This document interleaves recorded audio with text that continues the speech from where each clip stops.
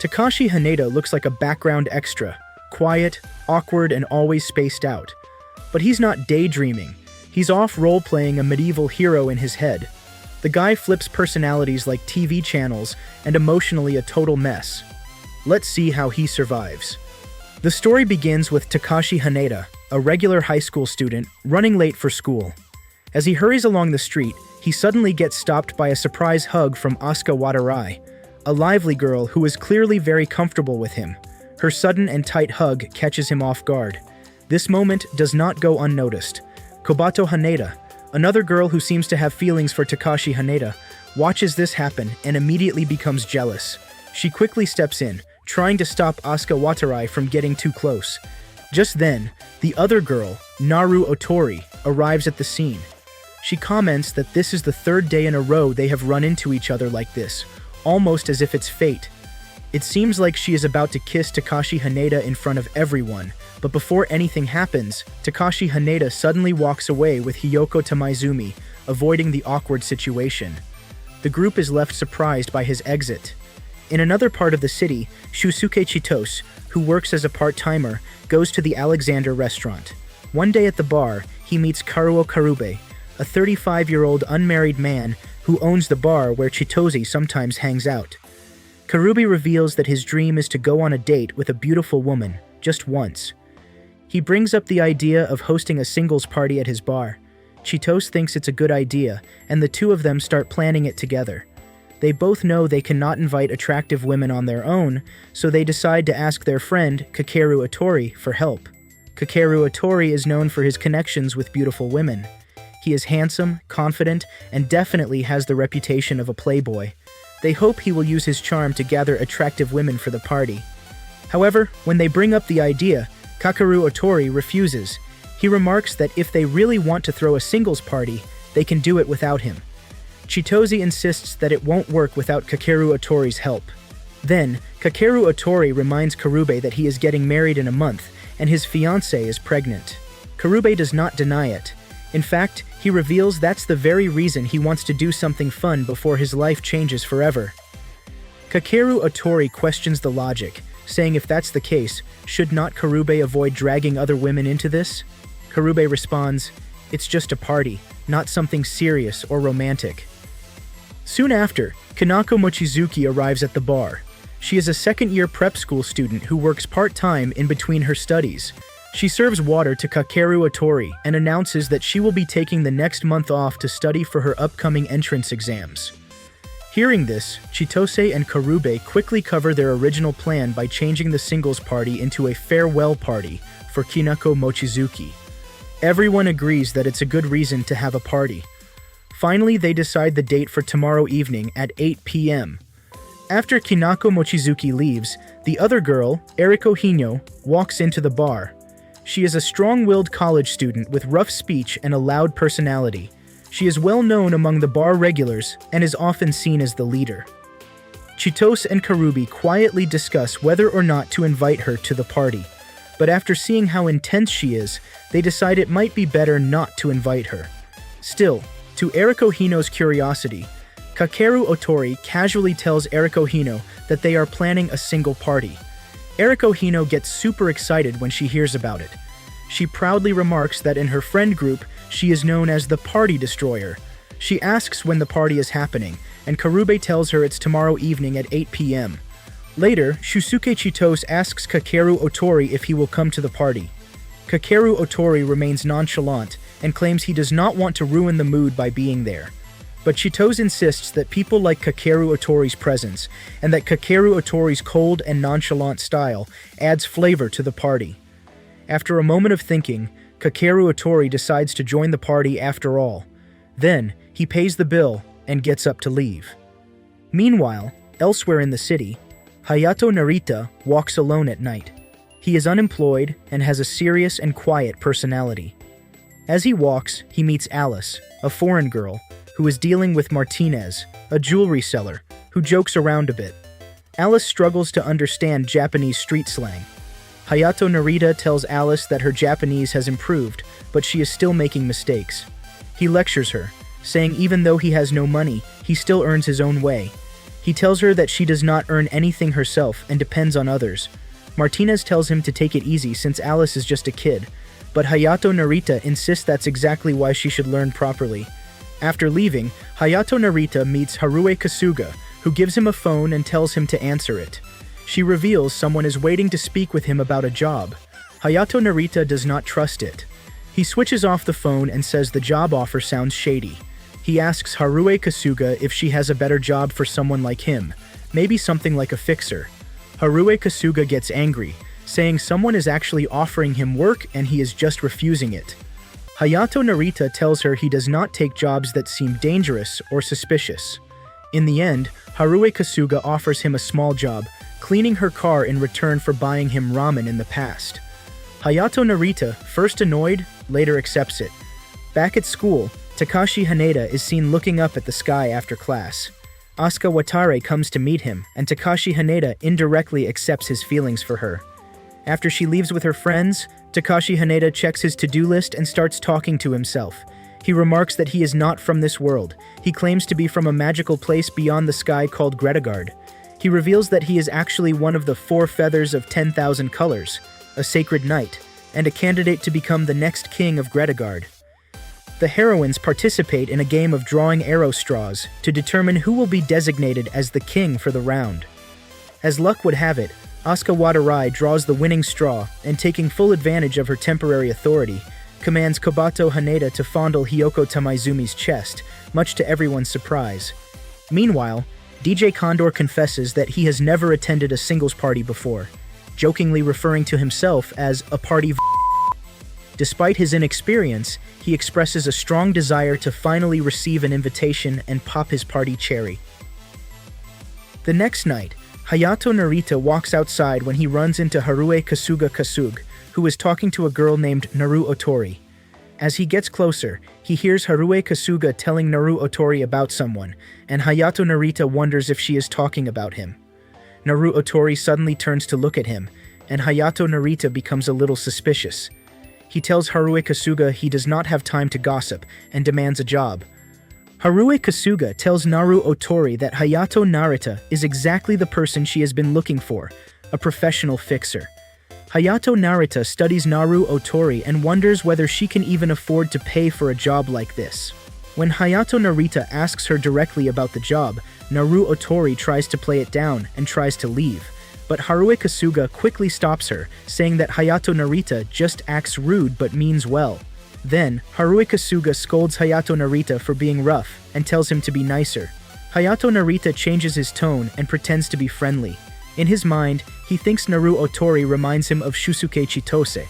After that, Haruo Kasuga explains the real job. Hayato Narita needs to help Naru Otori find her missing bicycle.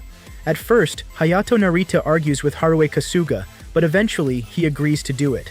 He turns to Naru Otori and asks how she even knows about him. Naru Otori replies that she heard about him through a friend of her brother's. Hayato Narita quickly figures it out and questions if she is connected to the Yanagihara Flamebirds, a local watch group that's known for being a bit wild. Naru Otori explains that she is not a part of the group, but her brother is one of its leaders. Hayato Narita guesses, is it Kakeru Otori? And Naru Otori confirms yes, that's her brother. Hayato Narita then remembers his past with Kakeru Otori. About a year ago, Hayato Narita had a serious run-in with the Yanagihara Flamebirds. Back then, Kakeru Otori was acting as the head of the group, ruling the night with wild behavior and bold moves. The two of them fought during that time. In the middle of the chaos, Kakeru Otori actually invited Hayato Narita to join his group, impressed by his strength and fighting style. Back in the present, Shusuke Chitose is working on something completely different. He meets with Yu Yoneda, an editor who is extremely strict and passionate about publishing. She gives Shusuke Chitose an assignment, to write a review of a novel, and the deadline is 1 month away. Later, Shusuke Chitose meets up with Kakeru Otori, who points out a woman named Tama Izumi. She used to be a famous adult film star, and now she is sitting nearby. Kakeru Otori jokes about her reputation and teases Shusuke Chitose, saying she used to live for physical pleasure instead of food. Shusuke Chitose is surprised and confused. He tells Kakeru Otori that Yu Yoneda just gave him an article to write about Tama Izumi's book. Kakeru Otori pressures him to go and introduce himself. Nervously, Shusuke Chitose stands up and approaches Tama Izumi. His first attempt at conversation is awkward. He tries to be funny, mentioning a second-hand rumor about female perverts, but Tama takes offense. She accuses him of sexual harassment. However, Kakeru Otori watches the scene unfold with amusement. Shusuke Chitose quickly apologizes and tries again. He properly introduces himself as a freelance writer. Tama softens when Shusuke Chitose calls her famous. Shusuke Chitose explains to her that he is writing for a men's magazine called Men's Freeze, published by Shogunsha. Tama responds kindly, saying she does not care how he writes the article as long as someone reads it. She even answers a silly question about her underwear, saying it's beige, without being offended. Tama encourages Shusuke Chitose to write the piece and remarks it would make her happy to reach more readers. Later that evening at the bar, Shusuke Chitose and Kakeru Otori meet with Karuo Karube. Karuo Karube reminds them that tonight is the singles party. He also talks about needing a replacement for Kinako Mochizuki, who is leaving her part-time job. He reveals he has found someone who might be a great match, Hiyoko Tamaizumi, a student and writer. Shusuke Chitose suddenly panics when he hears her name. It sounds too close to Tama Izumi. He rushes to call Yu Yoneda, realizing the bespectacled girl he knows as Hiyoko Tamaizumi might actually be the former adult star, Tama Izumi. As he plans to discuss writing a second article about Hiyoko Tamaizumi, he walks into the bar's dressing room by accident. There, he sees Hiyoko Tamaizumi changing her clothes. The unexpected moment creates a rift between them, possibly damaging any connection they were building. After that, the singles party begins, and Shusuke Chitose tries his best to impress Hiyoko Tamaizumi. He hosts the party with excitement and suggests everyone introduce themselves. Kinako Mochizuki introduces herself first. Meanwhile, Karuo Karube believes that while the party has some good-looking people, it's missing real romance. Then, he steps up and gives a funny, over-the-top introduction. He claims his job is being a seeker of love, his hobby is dangerous romance, and his favorite style of wrestling is Greco-romance. His speech is filled with silly wordplay and bold confidence. Next, Shusuke Chitose tries to match the mood. He gives an even more dramatic introduction, calling himself a prince from the land of auroras, a glass slipper artisan, and a stargazer. He claims he dreams of becoming a prince fit for a royal waltz, and that his favorite animal is the Pegasus. Hiyoko Tamaizumi laughs at his effort, but Eriko Hino and Kinako Mochizuki are less impressed. They do not find it funny or romantic. Still, Shusuke Chitose feels satisfied that he made Hiyoko Tamaizumi laugh. As the party continues, he slips out through the back door, smiling to himself. He smiles thinking, even if his charm did not work, he had fun trying. Harue Kasuga takes on the role of MC for an all-girls swim meet, where two lively teams compete in a spirited underwater chicken fight. What begins as a playful competition quickly descends into chaos as the girls start pulling off each other's bikini tops, turning the event into a frenzied spectacle. Watching the scene unfold, DJ Condor cheekily remarks that the swim meet definitely made his spirits rise. With his usual enthusiasm, he urges listeners to call in and share their reactions, reminding everyone that the phone lines are open. Shusuke Chitose takes over Kinako Mochizuki's job at the bar. Kinako Mochizuki is leaving to focus on college, and today is one of her last shifts. Shusuke Chitose introduces himself to the bar staff, saying that although he may not be around for long, he is happy to meet everyone. Kinako Mochizuki tells him it's a shame they could not work together for more time, as tomorrow is her final day.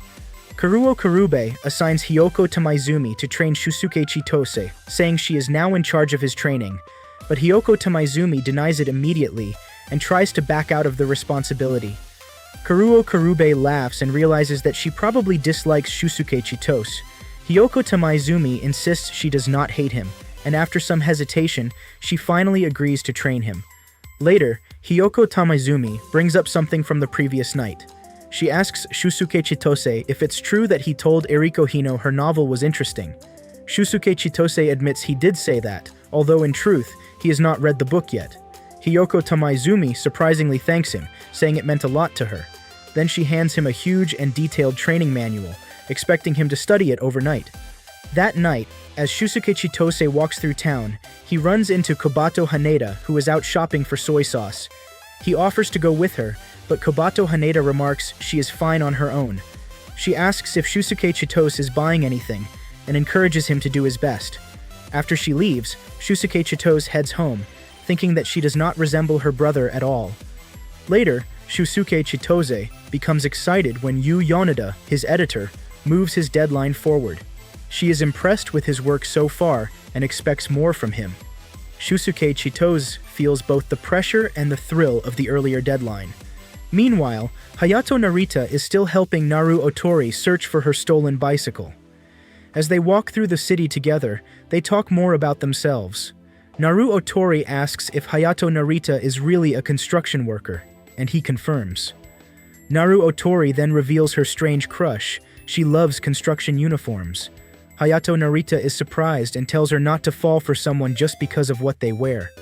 Naru Otori laughs and playfully grabs his helmet, asking if she can wear it for a while, but when she puts it on, she immediately complains that it smells bad and tosses it back. Just then, a car pulls up, and members of the Yanagihara Flamebirds appear. One of them talks about an upcoming event, the Twilight Rave Party, hosted by a rival gang called R-Wing, known for their gothic style. Hayato Narita suggests that maybe they should try getting along, but the Flamebirds completely reject the idea. They say the R-Wing members are twisted and dangerous, they carry knives and do not belong in a peaceful city. The Flamebirds see themselves as protectors of the streets and believe R-Wing is a threat. After the gang leaves, Hayato Narita talks to Naru Otori again. He brings up her brother Kakeru Otori and how he is involved in this gang lifestyle. Naru Otori tells him that she and Kakeru Otori do not live together and do not talk much. When they run into each other on the street, they might greet each other, but their relationship feels distant and strange. Hayato Narita says that's not uncommon. Many siblings he knows are like that. As Naru Otori prepares to board a train, she suddenly drops her wallet on purpose. She smiles when Hayato Narita finally calls her by her first name. She walks back to pick up the wallet and explains why she dropped it. She wanted him to stop treating her like a stranger. Hayato Narita reveals he avoided using her name because it's too similar to her brother's, and he did not want any confusion. On his way home, Hayato Narita passes the Twilight Rave Party, which has already started. But the celebration takes a violent turn. The Yanagihara Flamebirds arrive and start attacking the R-Wing gang members, Archbishop, Kyuya, Michiya, and Sakuya, by throwing firecrackers. The crowd begins to panic as things get out of control. Hayato Narita finds Kurudo Haryu, the leader of R-Wing, who is calmly playing a hand drum nearby. Hayato Narita tells him to stop the chaos and take control. But Kurudo Haryu responds coldly, saying he is not the Flamebirds' babysitter. Then Kurudo Haryu stands up as things escalate further. Suddenly, Kakeru Otori enters the scene. He charges forward, going straight for the center of the fight. One of the R-Wing members, Archbishop, pulls out a gun and shoots Kakeru Otori in the arm. But Kakeru Otori does not back down. He punches the wall and remarks that it does not hurt. Archbishop prepares to shoot again, but Hayato Narita jumps in to stop him. In the confusion, more bullets are fired, and the terrified crowd scatters in every direction. Then, the Archbishop turns his gun toward Hayato Narita, ready to shoot him. But just in time, Kakeru Otori attacks and defeats him, saving Hayato Narita. After that, Kakeru Otori walks over to Kurudo Haryu. The two stare each other down and prepare to fight, surrounded by tension.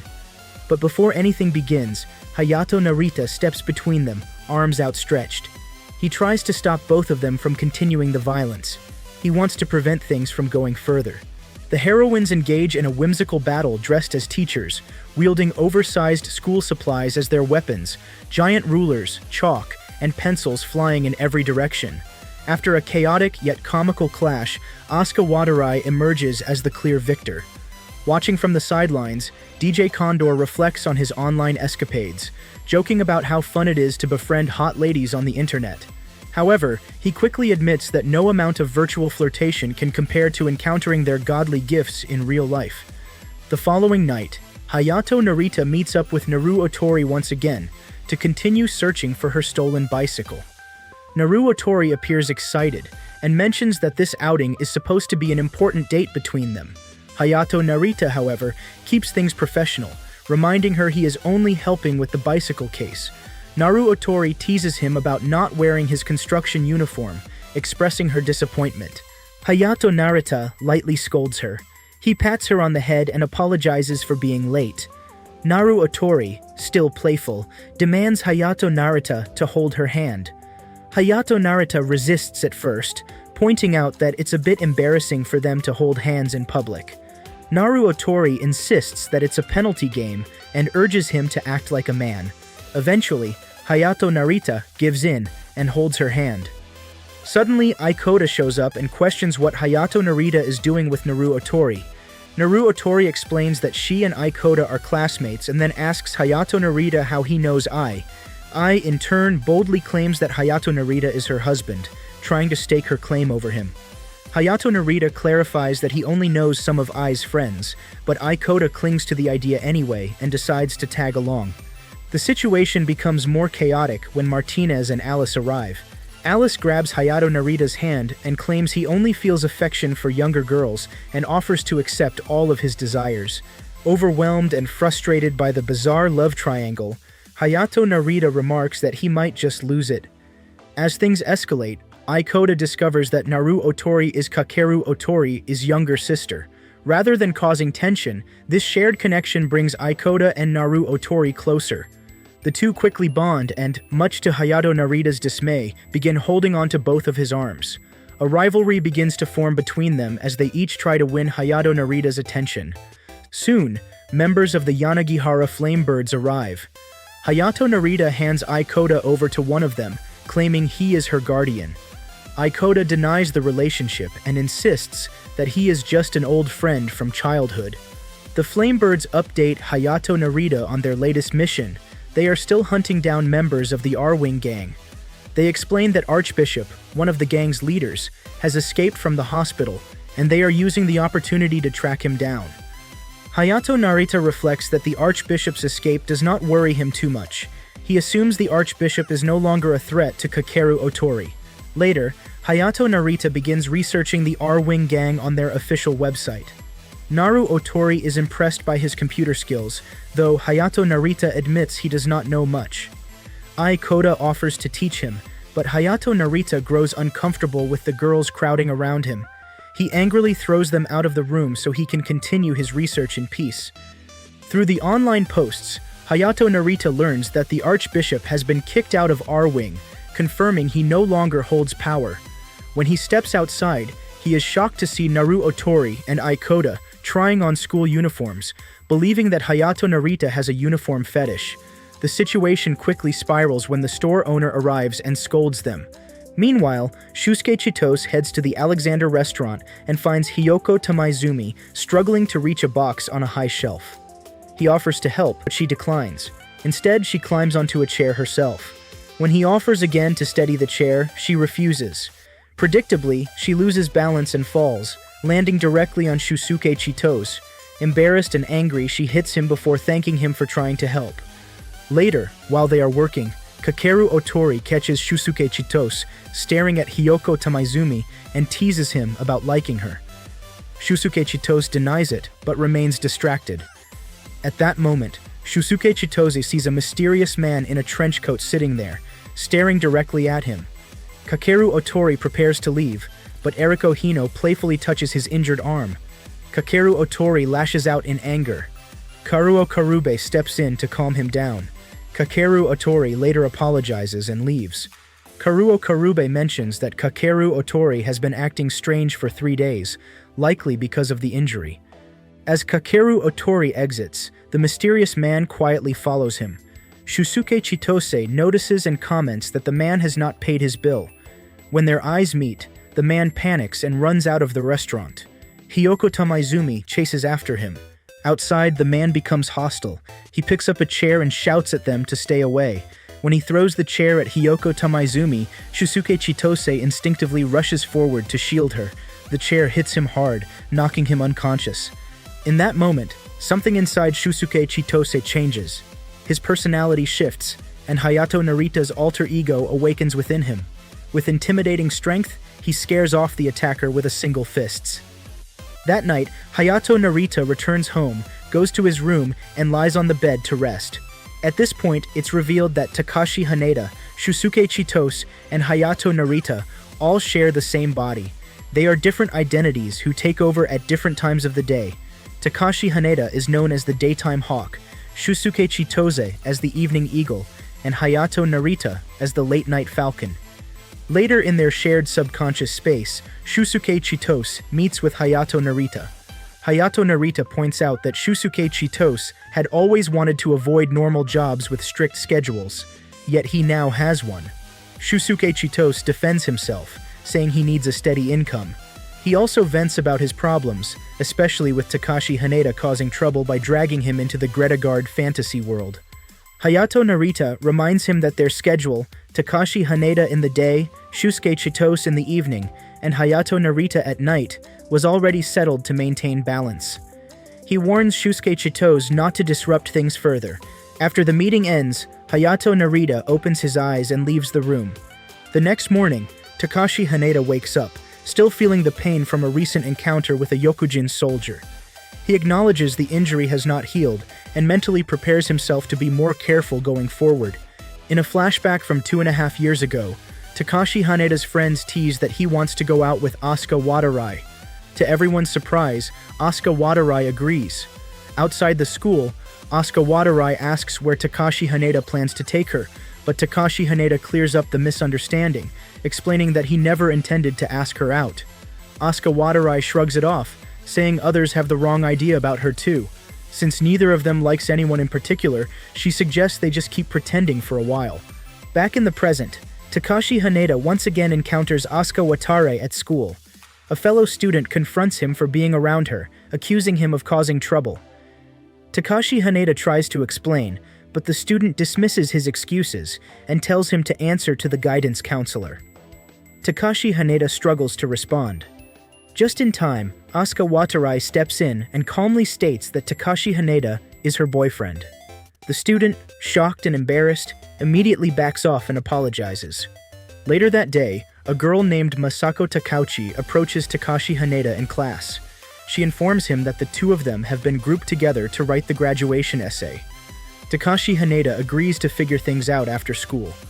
Masako Takauchi, however, begins teasing him, asking if he is romantically interested in her. She wonders aloud if he is trying to replace Asuka Watarai. Takashi Haneda denies everything, but Masako Takauchi still leaves him with all the work, joking that since he is Asuka Watarai's boyfriend, he can handle it alone. Soon after, Takashi Haneda finds himself summoned again to the world of Greta Guard as Lord Hawk Cyan Blue, a knight sworn to serve Princess Asuka Watarai. The princess briefs him on the grim state of the war. Yokujin soldiers, goblins, and orcs are advancing through the northern forest. The kingdom's situation is dire. The once powerful four feathers of 10,000 colors, royal heirs and defenders of the realm, have been scattered. Garuda the Wise has been captured, and the others, Eagle and Falcon, have gone missing. Pegasus, his loyal companion, declares that they have lost almost everything but still have hope in Hawk Cyan Blue, the strongest of the four feathers. With urgency, Princess Asuka Watarai commands Hawk to support their forces in the northern forest. Hawk raises his sword, accepting the mission with honor. But just as quickly as he arrived, Takashi Haneda snaps back to reality, returning to his school life. Later, he runs into Kurudo Haryu, the leader of the R-Wing gang. Takashi Haneda introduces himself, and Kurudo Haryu quickly recognizes him as Asuka Watarai's friend. With a neutral expression, Kurudo Haryu comments on her choice of boyfriend, then walks away, seemingly unimpressed. Takashi Haneda is summoned again to Greta Guard, this time to lead his troops into a full-blown battle. Pegasus describes the terrifying enemy presence, an air assault of Yokujin soldiers and over 10,000 monsters stationed around the Zwei fortress. Despite being embarrassed by the praise, Hawk steps forward as their final hope. Later that evening, Asuka Watarai unexpectedly calls Takashi Haneda. Curious, he picks up, wondering why she contacted him so suddenly. Asuka Watarai reminds him they are dating and subtly hints at jealousy. She questions whether he is seeing another girl, but after realizing he isn't, she ends the call. Left alone, Takashi Haneda looks at her photo on his phone and quietly decides to spend more time with her. The next day, Takashi Haneda once again drifts into his fantasy world during class. A royal handmaiden who strikingly resembles Masako Takauchi attempts to confess her love for him. He politely turns her down, but she tries seducing him instead. In the end, she gives up, realizing he isn't interested.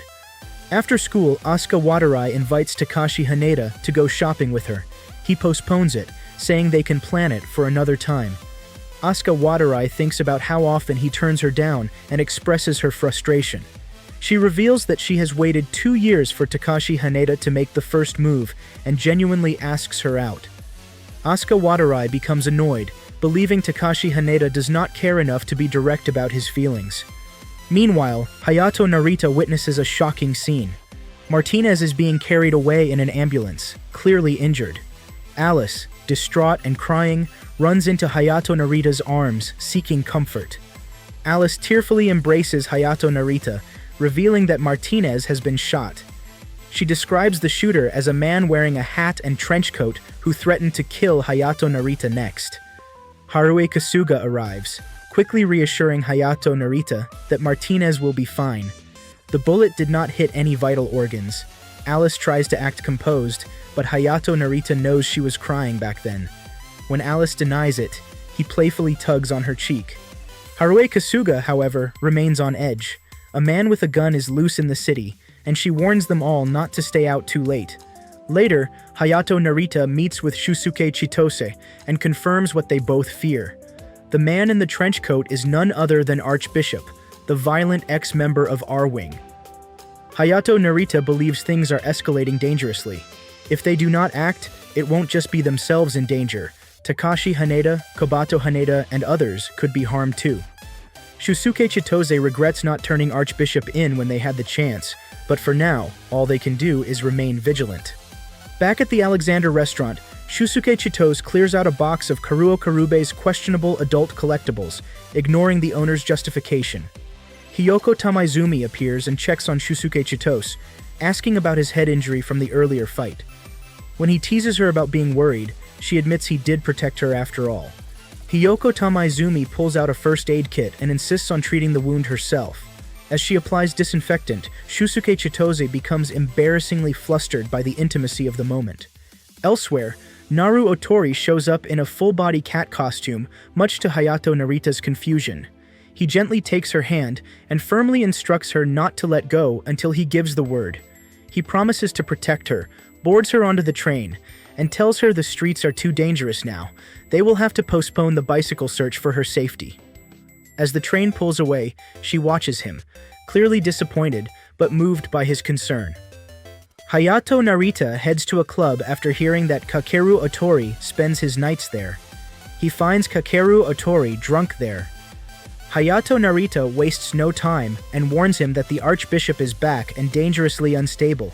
He pleads with Kakeru Otori to be cautious, not just for his own sake, but for everyone around him, especially Naru Otori. To Hayato Narita's shock, Kakeru Otori coldly responds that Naru Otori means nothing to him anymore. Disgusted and angry, Hayato Narita leaves, remarking that talking to Kakeru Otori was a complete waste of time. Back at the office, Yu Yoneda follows up with Shusuke Chitose about the Tama Izumi manuscript and asks when his review of Tamaki Hosokawa's book will be ready.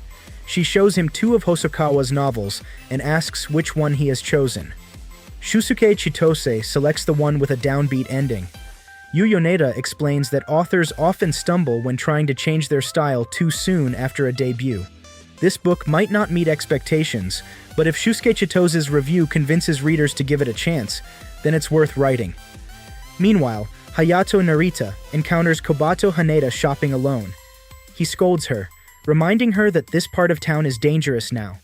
Kobato Haneda explains that she only came to buy bread from a popular shop but got delayed due to the line. Hayato Narita insists she let him do the errands for her next time and tells her to go home straight without stopping anywhere else.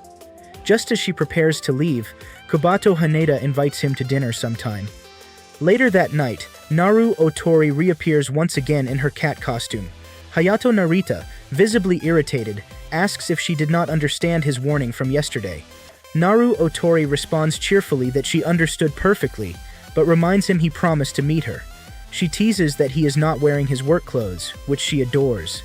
She is still convinced he is doing his best to find her bicycle and seems determined to spend time with him.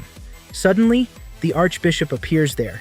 He raises his gun, declaring that Hayato Narita will pay for what he did to him.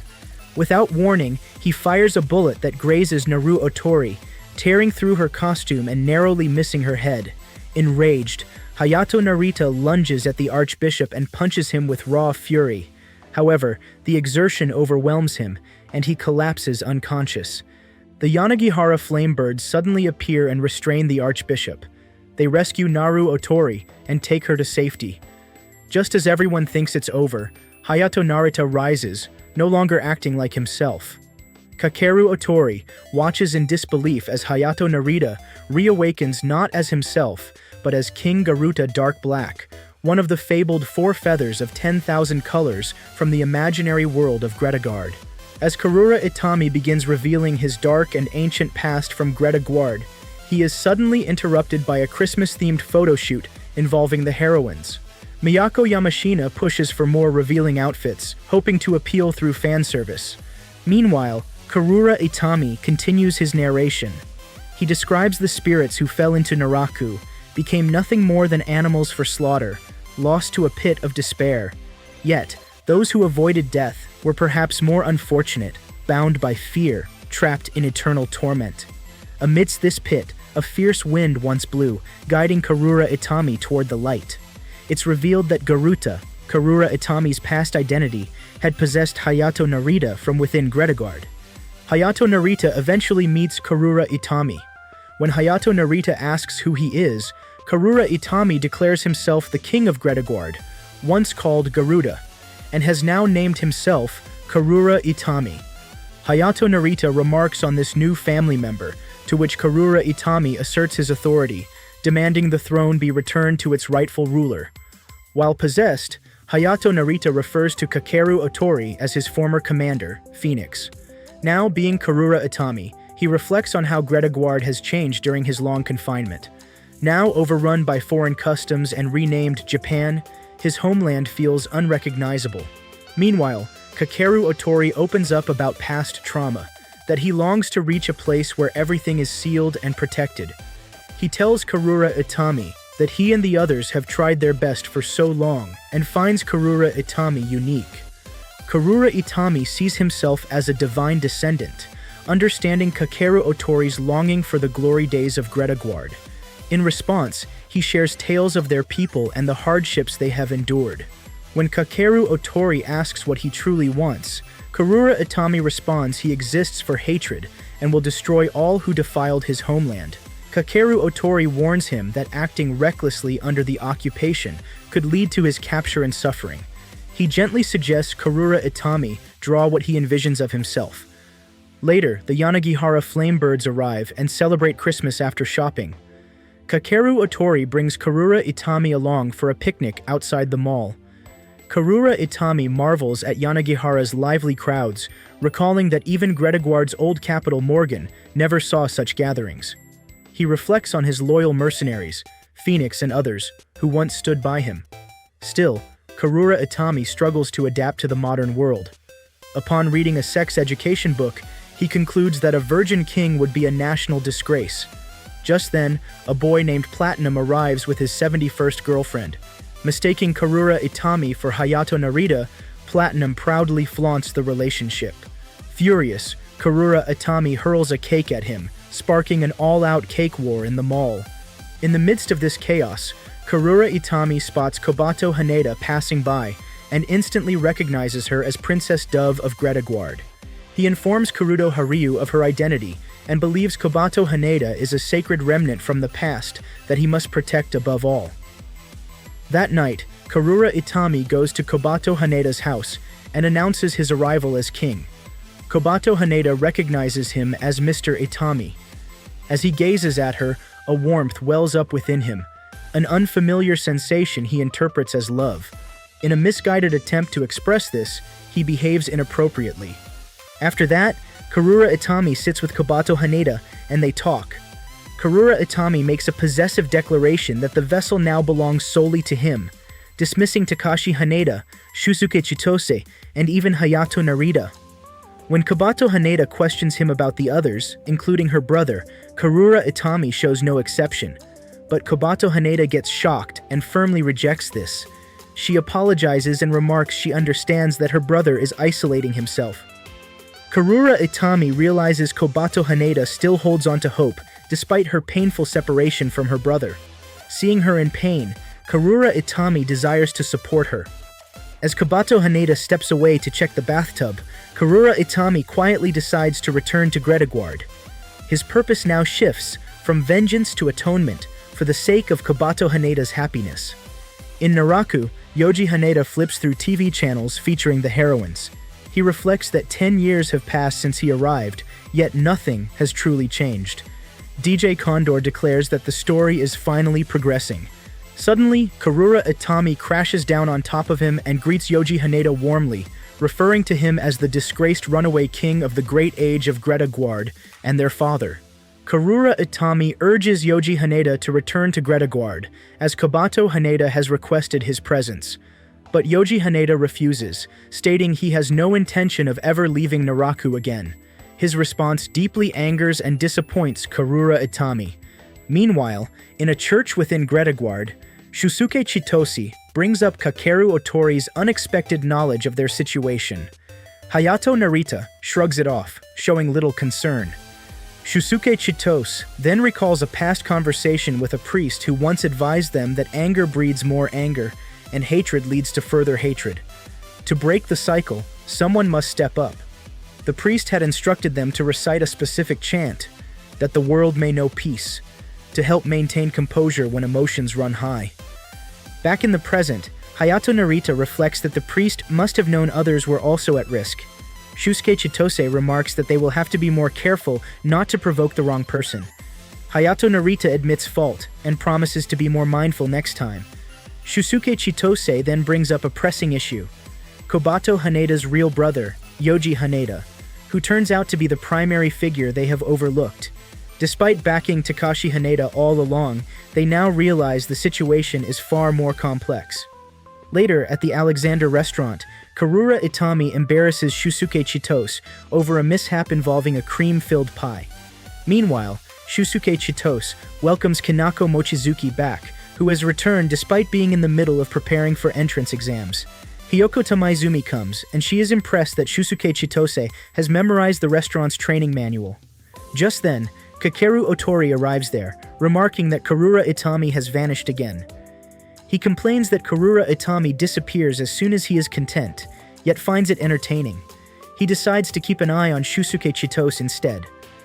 Later on, Hayato Narita hangs out with Naru Otori and Harue Kasuga at a crepe cart. They congratulate Martinez on being discharged from the hospital. Harue Kasuga compliments his resilience, and Hayato Narita offers him a ring he bought from a street vendor, claiming it protects against illness and harm. Martinez rejects the gift, offended by the fact Hayato Narita never bought anything from him. Hayato Narita instead offers the ring to Alice. Reflecting privately, Hayato Narita wonders if Shusuke Chitose truly understands their purpose. They were born to protect Takashi Haneda, not the isolated child within. Because Takashi Haneda bore the hardest burdens, they came into existence. Once Takashi Haneda graduates, they plan to take him to the hospital for treatment. Everything they have saved, their money, knowledge, and experiences, was for that goal. Once they hand over the reins to Takashi Haneda, they intend to vanish. Elsewhere, Takashi Haneda passes by a shy classmate, Miyako Yamashina, at a drugstore. He greets her casually, asking if she lives nearby, since he walks this way each morning. Miyako Yamashina apologizes for stopping him and mentions that today is the final testing day. Later, at the train station, Takashi Haneda runs into Kurudo Haruyu. Kurudo Haruyu admits he did not exactly look cool, but enjoyed their previous experience and wants to be invited again. Then, cryptically, he reveals he was not speaking to Takashi Haneda, but to the king, before walking away. Takashi Haneda is suddenly summoned to the other world and finds himself in Gredaguard. There, he sees Miyako Yamashina as Sparrow, who bows in guilt, promising to atone for casting the spell that opened the portal and brought Takashi Haneda here. Sparrow's homeland is under attack by a winged force, and he pleads for Takashi Haneda's help. Takashi Haneda agrees, driven by hatred and a desire to destroy them. Sparrow remarks that Takashi Haneda has been repressing far more than he realized. In the ensuing battle, Takashi Haneda's arm is poisoned. Shockingly, Miyako Yamashina forcefully uses her nude body to cleanse the wound and save him. Back in the real world, Takashi Haneda feels the weight of being summoned just before the final exams. Asuka Watarai asks if he messed up the test, and Takashi Haneda shifts the conversation to Miyako Yamashina, wondering if she is okay since she did not attend school. Asuka Watarai, visibly jealous, accepts Takashi Haneda's invitation to hang out later. Asuka Watarai suggests playing video games after school, and Takashi Haneda agrees to the plan. After the school, Masako Takauchi interferes, reminding Takashi Haneda about their graduation essay. Though he tries to push it to tomorrow, Masako Takauchi insists they start after lunch. Just as Asuka Watarai arrives to pick him up, Takashi Haneda apologizes, saying he cannot go today. Asuka Watarai then watches as Takashi Haneda vanishes into Gretigward. When Shusuke Chitose takes over Takashi Haneda's body, Asuka Watarai realizes the truth. Takashi Haneda isn't alone inside, he has multiple personalities. Shusuke Chitose initially pretends before eventually confessing that he is not Takashi Haneda. Asuka Watarai expresses empathy, revealing she is in a similar situation. Shusuke Chitose requests her to keep his identity secret from Takashi Haneda, as Takashi Haneda is unaware of the others inside him. Asuka Watarai solemnly promises, swearing on her absent brother. After that, Shusuke Chitose formally introduces himself, and Asuka Watarai appears troubled by the situation. In Gretigward's church, Hayato Narita becomes concerned that Shusuke Chitose has revealed the truth to Asuka Watarai. He grows frustrated, questioning all the effort they have made so far. Shusuke Chitose explains that Asuka Watarai seems to be Takashi Haneda's girlfriend, though Hayato Narita dismisses the idea, insisting there's no way Takashi Haneda has one. Shusuke Chitose turns the question back on Hayato Narita, hinting at a possible romantic interest. Hayato Narita blushes and denies any such thing. Shusuke Chitose then deflects a question about Hiyoko Tamaizumi, calling her just a colleague. Returning to the previous subject, Shusuke Chitose admits time is running out, and Asuka Watarai wishes to help Takashi Haneda. He explains that Takashi Haneda has not returned from the other world, and is staying longer than usual. In the real world, Shusuke Chitose joins Kobato Haneda for breakfast, and casually asks what's being served. Kobato Haneda notices the change, and questions him. Shusuke Chitose tells her about Takashi Haneda, explaining he is staying away a little longer, but he and Hayato Narita will manage things. Kobato Haneda brings up Karura Itami, and Shusuke Chitose remarks that he likely won't return, implying it's for the best. Kobato Haneda reflects that similar things have happened before, others disappearing mysteriously. Watching her upset, Shusuke Chitose gently reassures her. At school, Shusuke Chitose does his best to blend in as Takashi Haneda during class. At lunch, he offers bread to Kurudo Haru, who instantly recognizes that he isn't the real Takashi Haneda. Meanwhile, Asuka Watarai grows more concerned. Later, Shusuke Chitose is approached by Miyako Yamashina, who acts overly familiar and cheerful. She reminisces about the previous interaction, expressing surprise at his boldness and how he made her heart race. She dramatically claims he made her a woman, which leaves Shusuke Chitose stunned and embarrassed. Miyako Yamashina gushes about their compatibility according to fortune-telling. Watching from a distance, Asuka Watarai grows visibly furious. After school, Shusuke Chitose feels drained, surprised at how complicated Takashi Haneda's supposedly normal high school life actually is. With so many people to deal with, not just Asuka Watarai, he realizes the weight of maintaining this identity. Asuka Watarai soon approaches, asking if Takashi Haneda can return. Shusuke Chitose tells her that Takashi Haneda is delayed. Asuka Watarai insists she wants to speak with him directly, but Shusuke Chitose tells her to consider him as Takashi Haneda for now. Meanwhile, at the Alexander restaurant, Karuo Karube gathers everyone's attention to make an announcement. With Christmas Eve approaching, a crucial night for the restaurant business, he unveils his plan. A live show featuring Ariko Hino and Kinako Mochizuki dressed as pop stars to draw in customers. He calls it his secret weapon for the holiday rush. Later, in the changing room, Hiyoko Tamaizumi overhears a conversation between Shusuke Chitose and Kinako Mochizuki. Kinako Mochizuki shows him an article he wrote, reviewing Hiyoko Tamaizumi's latest book. Eriko Hino reads it aloud, noting his praise. Though embarrassed, Shusuke Chitose listens quietly. Eriko Hino admits the article convinced her to read Hiyoko Tamaizumi's book, but suspects she will be disappointed by the retired male protagonist. Kinako Mochizuki chimes in, suggesting Hiyoko Tamaizumi's previous work was stronger. Shusuke Chitose defends Hiyoko Tamaizumi, pointing out that Tamaki Hosokawa is still young and trying new things. Eriko Hino bluntly states that since the book isn't selling, perhaps Hiyoko Tamaizumi should return to writing love comedies, which were more successful. Hiyoko Tamaizumi steps out and thanks them for their feedback, saying she will keep it in mind for the future. As she begins to walk away, Shusuke Chitose stops her and tells her sincerely that despite its flaws, he truly enjoyed her book. Elsewhere, Hayato Narita, Naru Otori, and Aikoda meet Kazuma Morisato, who shows Naru Otori a lost red bicycle.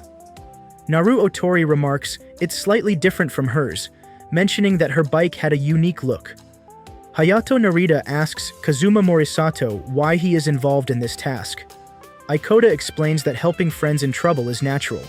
Kazuma Morisato claims that they are part of the Yanagihara Flamebirds neighborhood watch group. Just then, R-Wing members arrive, thanking Hayato Narita for defeating the Archbishop and pledging to help find Naru Otori's bike as a gesture of gratitude. Once they leave, Aikoda and Kazuma Morisato from Yanagihara Flamebirds also join the search as competition. Meanwhile, one of the members questions Kakeru Otori about letting everyone join the search. Kakeru Otori casually remarks that it's a good way to pass time. Later, while waiting, Naru Otori opens up to Hayato Narita and others, revealing why she wishes to get her bicycle back. She explains her bicycle's front basket contains a pocket bell, a gift from her mother, the only way her mother can contact her due to their separation. During their talk, Harue Kasuga talks about the ward office taking abandoned bicycles to beautify the station. She explains that the abandoned bicycles are usually taken to a repository near the ward office. Naru Otori gets curious and surprised as she has never heard of this before. Understanding the situation, Harue Kasuga asks her if she checked with the ward office first. But Naru Otori, as a returnee child, admits it's her first time hearing such a thing. After that, Hayato Narita and Naru Otori head to the ward's bicycle repository. Hayato Narita complains about the bright sun, while Naru Otori enjoys the moment, saying it's refreshing to be with him. They eventually find her bicycle. Hayato Narita suddenly remembers they forgot to notify the others, unaware that both groups are now fighting over who found the bike first. Naru Otori discovers her pocket bell still in the basket and feels overjoyed, thanking Hayato Narita for helping her. As she hides a message received on the device, she walks on the bike and starts riding. Curious about the message, Hayato Narita begins chasing her on foot. Hayato Narita wakes up in Takashi Haneda's body and eats breakfast with Kobato Haneda. After the meal, he prepares to leave for school but forgets to wear the uniform. Kobato Haneda stops him and reminds him, prompting Hayato Narita to apologize for the oversight. On the way to school, Hayato Narita feels irritated by the bright morning sun and reflects on how Takashi Haneda manages this routine every day. At school, Asuka Watarai meets him. Hayato Narita tries to act like Takashi Haneda, but Asuka Watarai quickly sees through it. She recognizes his forced behavior and requests him to stop forcing himself to act like Takashi Haneda. In the classroom, Masako Takeuchi assigns Hayato Narita the duty of assigning graduation essay assignments as the class president. The students start mocking him, which makes Hayato Narita furious. He distributes the assignments with a harsh attitude, and his sharp personality surfaces. Some students notice his odd behavior and speculate about it, considering persuading Masako Takeuchi to reverse the decision. However, Masako Takeuchi appears impressed with how he handles the task. Later, Asuka Watarai confronts Hayato Narita, warning him not to cause any more trouble while using Takashi Haneda's body. She makes it clear she expects the real Takashi Haneda to return soon. After she leaves, Kuruto Haryu approaches and confirms that he recognizes Hayato Narita. He already knows about Takashi Haneda's vessel being shared by both Hayato Narita and Shusuke Chitose. Before departing, he compliments Hayato Narita's look in the school uniform.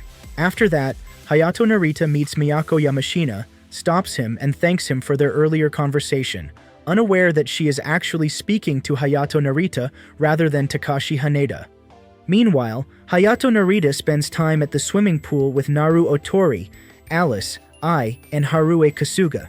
Naru Otori wears a school swimsuit to cater to Hayato Narita's uniform fetish, prompting him to scold her for ruining his public image. He questions why Naru Otori brought him there in the first place. Naru Otori reveals that the location is part of her father's business ventures, and thought it would be a nice place for Hayato Narita to relax after everything he has done for finding her bicycle. Later, Harue Kasuga remarks on Hayato Narita sticking with Naru Otori for the entire visit. That night, as Harue Kasuga leaves with Alice, Hayato Narita also decides to leave. However, Naru Otori and Aikoda drag him to the Alexander restaurant.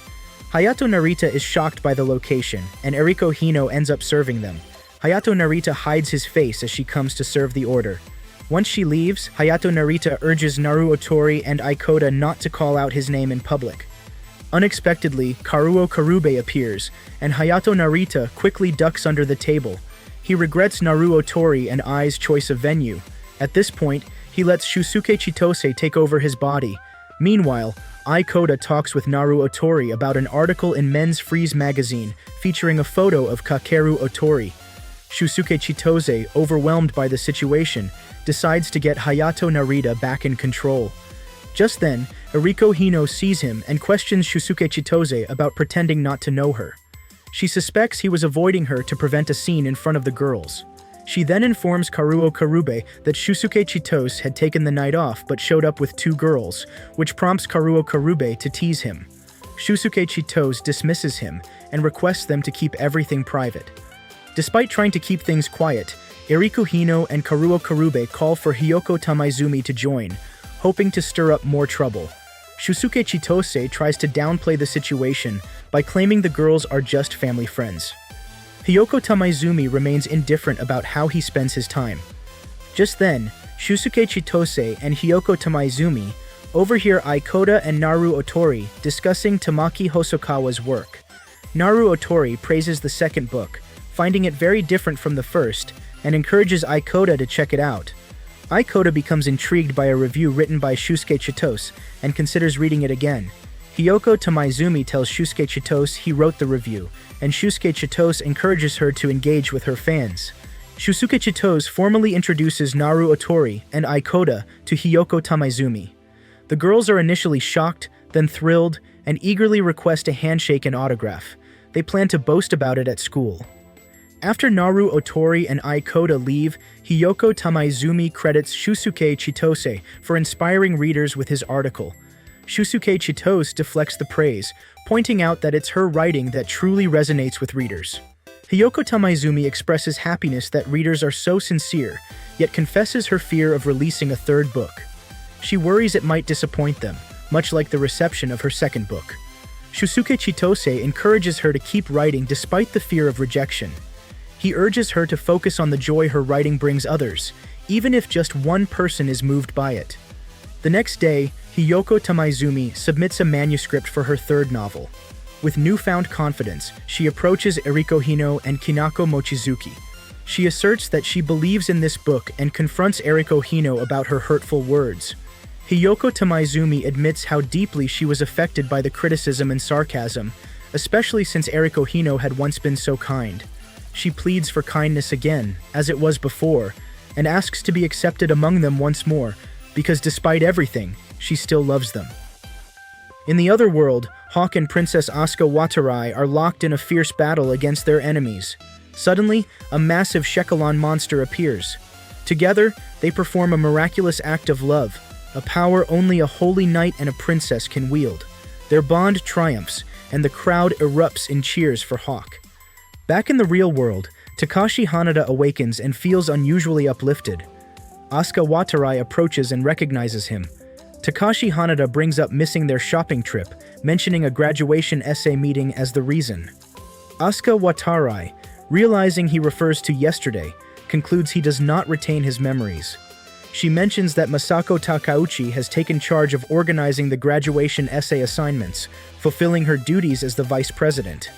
In class, Takashi Haneda joins Kuruto Haryu and Miyako Yamashina to discuss the concept of little sister Moi, a fascination with characters who resemble one's younger sister.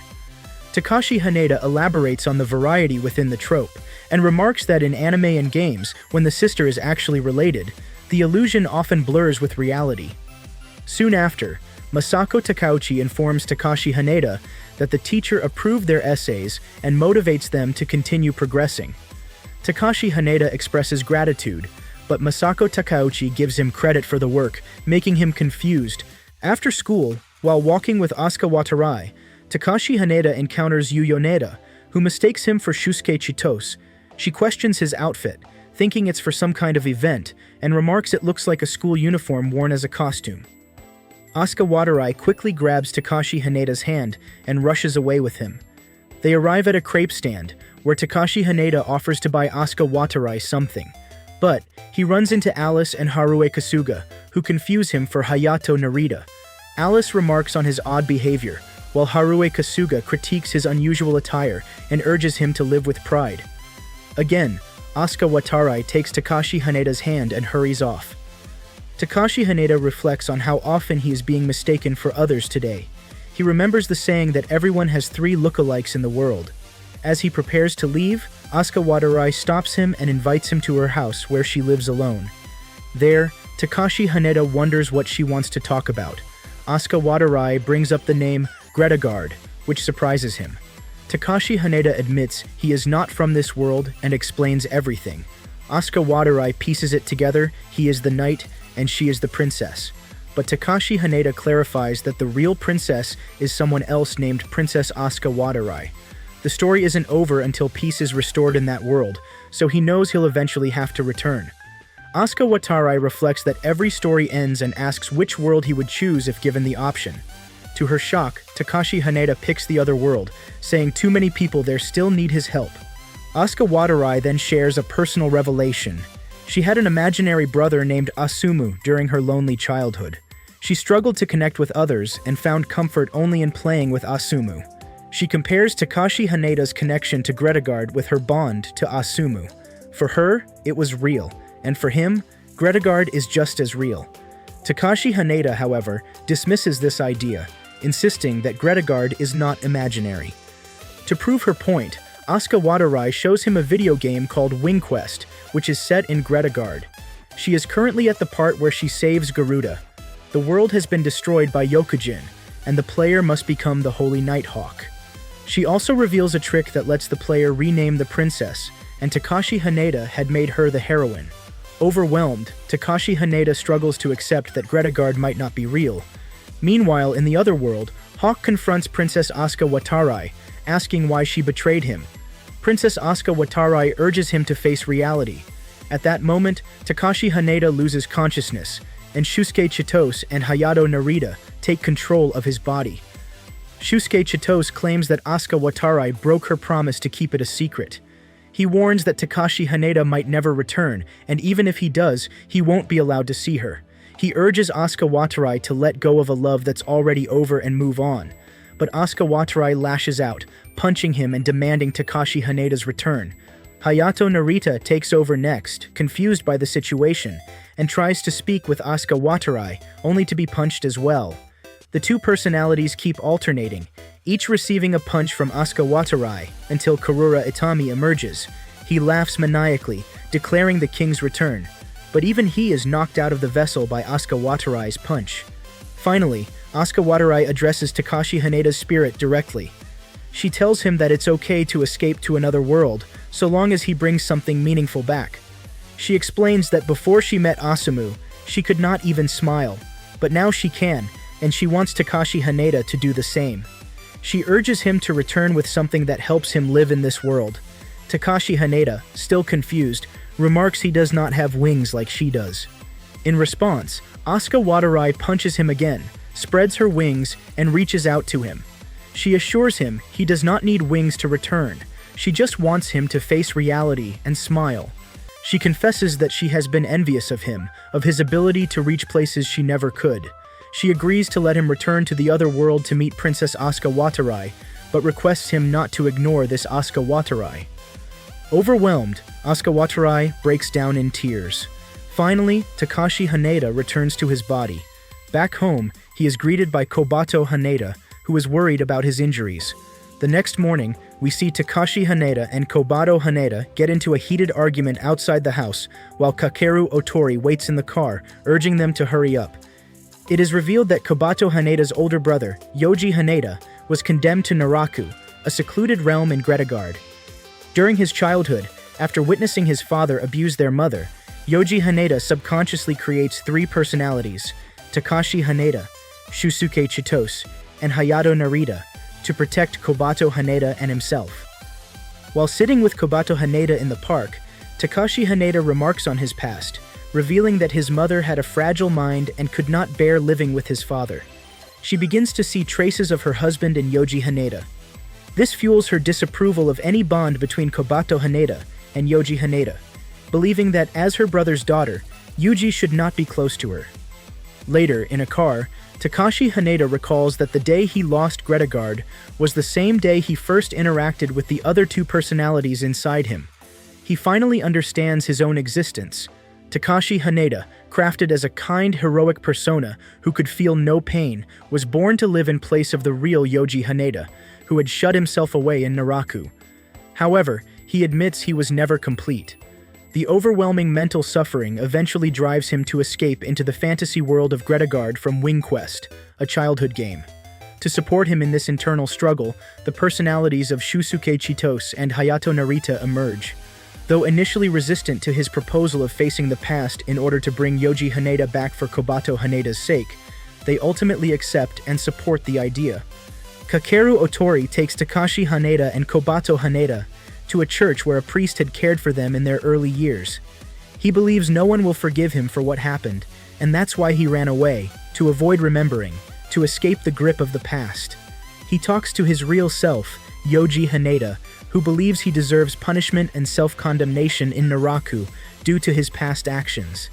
Although Takashi Haneda expresses a desire to be among others rather than remain isolated in Naraku, Yoji Haneda remains convinced that forgetting everything and staying in Naraku is best. Kobato Haneda reminds Takashi Haneda of a phrase the priest once taught them, that the world may know peace. She explains it represents the power to forgive anything. Takashi Haneda remarks that their mother now resides in a place beyond forgiveness. Kobato Haneda then reveals a page, confirming their mother took her own life by poisoning. Though her physical injuries healed, Kobato Haneda believes their mother never intended to remain in this world. Takashi Haneda struggles with guilt over what he did, but Kobato Haneda embraces him and expresses gratitude, acknowledging that he protected her. She declares she has grown up and that Yuji now holds the kindness to forgive anything, urging him to forgive himself too. She spreads her wings, inspiring Yoji Haneda to finally release the past. The following day, while going to school, Kobato Haneda introduces Yoji Haneda to her best friend, Akira Yoshikawa. Motivated by closure, Yoji Haneda decides to open up to everyone. He visits Alexander Restaurant and explains to Karuo Karube and others about his dissociative personalities and ongoing treatment. He expresses gratitude to Kakeru Otori for his help, who in return offers support if Karura Itami ever resurfaces. Yoji Haneda then meets Harue Kasuga and the others in the street and shares the full truth with them. While riding the train to school, Yoji sees Asuka Watarai's picture and finds it hard to inform her about the truth. Then, he bumps into the shy Misaki Hayashida. She notices something troubling him, and when he admits he has something difficult to confess, she reassures him that everyone faces moments like these and encourages him to share the secret with the one who matters most. Later, Yoji Haneda meets Kuruto Haruyu, who already knows about his multiple personalities. After that, he speaks with Yu Yoneda, who praises his last manuscript and expresses interest in commissioning more, despite Yoji Haneda's personal situation. Yu Yoneda invites him to reconnect whenever he is ready. As the call ends, Masako Takauchi approaches and offers to accompany him to school, but Yoji Haneda politely declines. She accepts with a smile and walks away. Yoji Haneda encounters members of the Yanagihara Flamebirds and reconnects with Aikoda, leaving him feeling uplifted. After interacting with his other friends and acquaintances, he finally approaches Asuka Watarai, intending to reveal the truth. However, she already knows and chooses to preserve her image of Takashi Haneda by knocking him unconscious, causing a static screen effect, like television interference. The next morning, on the way to school, Yoji Haneda asks Kobato Haneda if she is starting school with him today. Kobato Haneda explains that she needs to speak with his teachers and counselor first. Yoji Haneda then finds himself distracted again by the presence of the heroines. And that's where our story wraps up. If you made it this far and enjoyed it, don't forget to like, share, and subscribe so we can keep bringing you more epic stories.